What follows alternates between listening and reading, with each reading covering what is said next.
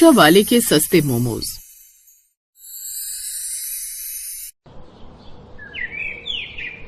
प्रवीण मोहनपुर गांव के अंदर ऑटो चलाया करता था और रोज सुबह से शाम तक वो सवारी बिठाया करता ताकि उसके घर का खर्चा अच्छे से चल सके। ऐसे ही एक दिन एक औरत उसके ऑटो में बैठती है और कहती है, भाई मुझे बेलापुर गांव ले चलो और ऑटो थोड़ा जल्दी चलाना, मुझे वहाँ जल्दी पहुँचना है। बहन जी, जल्दी का काम तो शैतान का होता है, आपका जल्दी पहुंचने से ज्यादा सुरक्षित पहुंचना जरूरी है। बातें तो बहुत अच्छी करते हो तुम भैया। मैं तो सच बोलता हूँ जी, अच्छी तो अपने आप लग जाती है। ऐसे दिन गुजर रहे थे और एक दिन प्रवीण तेज बारिश में ऑटो चला रहा था, तभी उसका बहुत बड़ा एक्सीडेंट हो जाता है। उसे अस्पताल लेकर जाया जाता है, जहाँ पर उसकी 21 साल की बेटी निधि उसको इस हालत में देखकर कहती है, पिताजी आप तो पहले से ही बहुत समझदार हैं और बहुत संभल कर ऑटो चलाते थे, फिर भी आपका इतना बड़ा एक्सीडेंट कैसे हो गया? बेटा, सामने एक बच्चा खेल रहा था और बारिश में नहा रहा था। उसे बचाने के चक्कर में मैंने ऑटो के साथ पेड़ में टक्कर मार दी और मेरे पैर में इतनी बुरी चोट लग गई। आप बिल्कुल भी चिंता मत कीजिए पिताजी, बस जल्दी से ठीक हो जाइए। मैं माँ को तो पहले ही खो चुकी हूँ, अब आपको नहीं खो सकती। प्रवीण अब अस्पताल से छुट्टी लेकर घर आ जाता है, लेकिन फिर भी उसकी चलने फिरने की हालत नहीं थी। ऐसे ही निधि एक दिन घर में उदास बैठी हुई थी, तभी उसकी पड़ोसन ने उसे आकर कहा, अरे निधि, तेरे पिताजी के साथ जो हुआ उसे तो बदला नहीं जा सकता, लेकिन अब तुझे घर चलाने के बारे में सोचना चाहिए। आंटी आप ही बताइए ना, मैं क्या करूं? ना ही मैं ज्यादा पढ़ी लिखी हूँ और ना ही मुझे किसी काम का तजुर्बा है, और झाड़ू पोछे का काम पिताजी मुझे कभी नहीं करने देंगे। फिर मैं क्या ही कर सकती हूँ? अपना कोई व्यापार तो शुरू कर सकती है ना। तुझे पता है हमारे गाँव की मीना थोक में मोमोज लेकर आती है और उसके बाद उसे भाप लगाकर गाँव में ठेला लगाकर बेचती है। तू मोमोज बना नहीं सकती, लेकिन बने बनाए खरीद के तो ला सकती है। 50 रुपए पैसे के हिसाब से तुझे मोमोज मिल जाएंगे और 10 रुपए के 4 मोमोज तो आराम से बेच सकती है। ये बात सुनकर निधि को एक उम्मीद मिलती है, जिसके बाद वो अपने पास रखे हुए कुछ पैसों से किराए पर ठेला खरीद लेती है और थोक में मोमोज ले आती है और पिताजी की सेवा कर सके, इसलिए घर के बाहर ही मोमोज बेचने लगती है। आओ मोमोज खा लो, 10 के 4, 10 के 4। तभी उसके पास कुछ छोटे छोटे बच्चे आते हैं। दीदी, आपके मोमोज तो बहुत अच्छे हैं, मेरे लिए 20 रुपए के मोमोज पैक कर दो। आज मेरे पापा की सैलरी आई थी तो उन्होंने मुझे 20 रुपए दिए। और मेरे लिए 10 की मोमोज लगा दो और वो व्हाइट वाली चटनी ज्यादा डालना, मुझे वो बहुत अच्छी लगती है। ऐसे निधि मोमोज बेच रही थी, लेकिन उसकी इस तरक्की को देखकर उसे किराए पर ठेला देने वाले किशन को बहुत जलन होती है। और एक दिन जब निधि उसे हफ्ते का किराया 100 रुपए देने जाती है तो किशन कहता है, निधि अब से हफ्ते के 200 देने पड़ेंगे, 100 से काम नहीं चलेगा।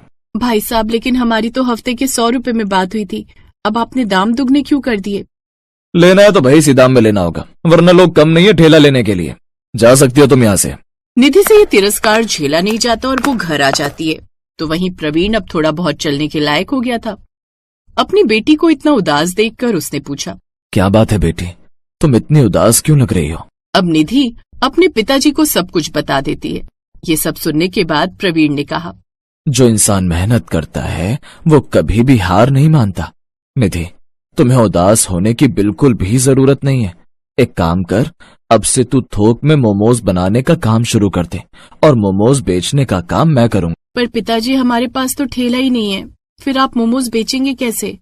ये बात सुनने के बाद प्रवीण ने हंसते हुए कहा, ठेला नहीं है तो क्या हुआ, मेरा खुद का ऑटो तो है ना। अब से मैं उसी में मोमोज बेचा करूंगा और उसके ऊपर एक पर्चा भी लगा दूंगा, ऑटो वाले के सस्ते मोमोज। तू जानती है इस गांव से दूर हर जगह पर 20 रुपए के 4 मोमोज बनते हैं। इस गांव में 10 रुपए के 4 मोमोज बेचेंगे। जब हम और जगह जाकर 20 रुपए के 8 मोमोज बेचेंगे तो लोग दूर दूर से मोमोज खाने आएंगे। लेकिन पिताजी, मैं भी आपके साथ मोमोज बेचने के लिए चला करूंगी, क्योंकि अभी आपकी तबीयत ठीक नहीं है। मैं नहीं चाहती कि आपकी तबीयत बिगड़ जाए। ठीक है मेरी बच्ची, जैसा तू बोले। अब से हम दोनों बाप बेटी मिलकर साथ में मोमोज बेचने जाया करेंगे। अब निधि ने ठेले वाले को देने वाले पैसों से 2-3 पर्चे बनवा ली और ऑटो पर छाप दिया, जिस पर लिखा था ऑटो वाले के सस्ते मोमोज। और प्रवीण और निधि ऑटो में बैठकर मोमोज बेचने के लिए निकल गए। तभी 2 औरतें उनके पास आई और कहने लगी, अरे भाई, ये तो तुम्हारा बहुत अच्छा तरीका है ऑटो के अंदर मोमोज बेचने का, और वो भी इतने सस्ते। हमारे यहाँ तो 20 के 4 या 5 मोमोज बेचते हैं और तुम तो 20 के 8 मोमोज बेच रहे हो। अरे बहन, इतनी तारीफ करने से पहले उनके हाथों के मोमोज खाकर तो देख ले, पता चले कि हमें पसंद ही ना आए। बहन जी, मेरी बेटी बहुत अच्छे मोमोज बनाती है, आप खाकर देखिए, मुझे पूरी उम्मीद है कि आपको पसंद आएंगे। अब वो दोनों ही औरतें जैसे ही मोमोज खाती हैं तो वो उन्हें बहुत पसंद आते हैं और वो अपने घर के लिए भी कुछ मोमोज पैक करवा लेती हैं। साथ ही वो मोमोज खाकर वहां से चली जाती है। ऐसे ही कुछ दिन गुजरते हैं। अब प्रवीण के पास अच्छा खासा पैसा जमा हो गया था। एक दिन वो निधि के पास आया और कहने लगा, बेटा, तेरी मदद से अब मैं अच्छा खासा पैसा कमाने लगा हूँ और हमारे घर की स्थिति भी बहुत ज्यादा सुधर गई है। पहले मैं ऑटो चलाकर इतने पैसे नहीं कमा पाता था और सारा दिन दूर दूर तक बाहर रहता था, जिस वजह से मुझे तेरी भी चिंता सताती थी। पिताजी, ये हम दोनों की मेहनत का फल है। मैं अकेले ही सब कुछ हासिल नहीं कर पाती। आपका सुझाव भी तो बहुत ही अनोखा था, ऑटो के अंदर सस्ते मोमोज बेचने का। बेटा, अब मैं चाहता हूँ कि तू शादी करके अपना घर बसा ले और मैंने तेरे लिए एक लड़का भी देख लिया है। वो पड़ोस के गांव का लड़का है, पढ़ा लिखा है और फैक्ट्री में नौकरी करता है, मैनेजर है, तुझे हमेशा खुश रखेगा। पिताजी, लेकिन मैं किसी की पत्नी बनने से पहले आपकी बेटी हूँ, इसलिए सबसे पहले मैं आपको एक बात बताना चाहती हूँ। मेरी शादी जिस भी घर में होगी, फिर भी मैं आपको मोमोज बनाकर भेजती रहा करूंगी, ताकि आप अपने ऑटो में घूम घूम कर सवारी भी बिठा सको और मोमोज भी बेच सको। मैंने सारी बातें कर ली है मेरी बच्ची, तू वहां भी घर से अपना काम कर सकती है और किसी को तेरे काम करने से ऐतराज भी नहीं है। तू उस घर में बहुत खुश रहेगी, वो लड़का भी पढ़ा लिखा है और तू भी आत्मनिर्भर हो जाएगी। अगर ऐसी बात है पिताजी, तो मैं भी शादी करने के लिए तैयार हूँ। भले ही मैं पढ़ी लिखी नहीं हूँ, फिर भी मैं मोमोज की वजह से आत्मनिर्भर बन पाई हूँ।